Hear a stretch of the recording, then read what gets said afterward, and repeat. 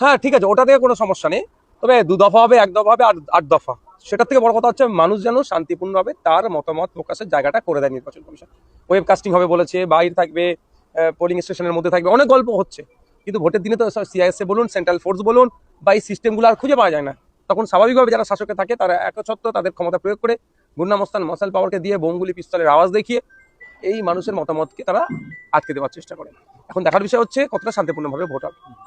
না, সেটা হচ্ছে যে এই যে মুর্শিদাবাদ জেলায় যে জায়গাটায় আপনারা গোটা রাজ্যে প্রায় 60 লক্ষ মানুষকে এরকম ভাবে রেখে যে ভোট করতে প্রশ্ন একটা থেকে যাচ্ছে, 60 লক্ষের অধিক মানুষ এখন অ্যাডজুডিকেশনের আন্ডারে আছে।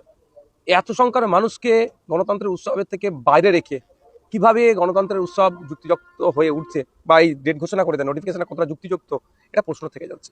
আমি আমাদের পার্টি এবং আইনজীবীদের সাথে আমরা কথা বলছি, এটাকে যে চ্যালেঞ্জের কোন কোন জায়গা আছে দেখছি, প্রয়োজন আমরা চ্যালেঞ্জে যাব। আর একটা কথা আমি বলছি অন ক্যামেরা, যে এটা বাংলার মানুষের সাথে প্রহসন হচ্ছে, বাংলা যারা ভোটার তাদের সাথে অন্যায় হচ্ছে, ইনজাস্টিস হচ্ছে। প্রথম কথা হচ্ছে যদি এই অ্যাডজুডিকেশনে যারা আছে তারা যদি ক্যান্ডিডেট হতে চায় তাহলে কি করবে? নির্বাচন কমিশনে আমার মনে হয় এই ধরনের কোনো গাইডলাইন নেই, এক নম্বর। দ্বিতীয় কথা, যে প্রার্থীকে নির্বাচিত করার জন্য সরকারে আসবে, সেই সরকারে আসার মধ্যে একটা 60 লক্ষটা কম নয়। এই অংশের মানুষ যদি বিরত থাকে তাহলে তা অসম্পূর্ণ থেকে যাচ্ছে।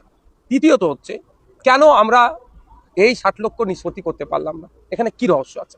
তো এই যখন বিষয়গুলো আসছে, আমি মমতা ব্যানার্জি আমাদের রাজ্যের বর্তমান তৃণমূল কংগ্রেসের তিনি সর্বভারতীয় নেতৃত্ব, আর পশ্চিমবাংলা এই মুহূর্তে সব থেকে বড় রাজনৈতিক দলের নাম হচ্ছে, সিটের সংখ্যা হচ্ছে তৃণমূল কংগ্রেস।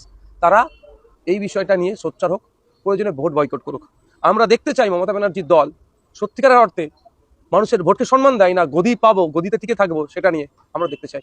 আশা করছি যদি মানুষের ভোটকে মতামতকে সম্মান দেয় তাহলে ভোট বয়কট হোক। যতক্ষণ না পর্যন্ত এই সমস্যাগুলো সমাধ নিষ্পত্তি হচ্ছে ততক্ষণ ভোটে অংশগ্রহণ করবো না। নির্বাচন কমিশন